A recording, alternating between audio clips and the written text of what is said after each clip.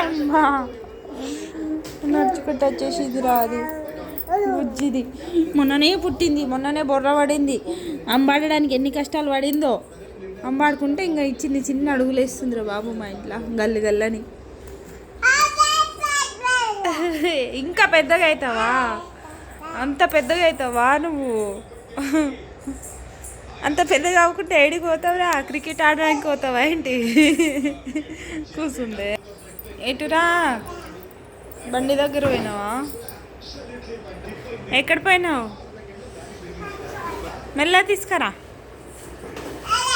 మెల్లగా. అదే మ్యాచ్ అయితే సూపర్ ఆడుతారు కదా ఫ్రెండ్స్. దాక్షగాడు కూడా ఎంజాయ్ చేస్తుంది మ్యాచ్.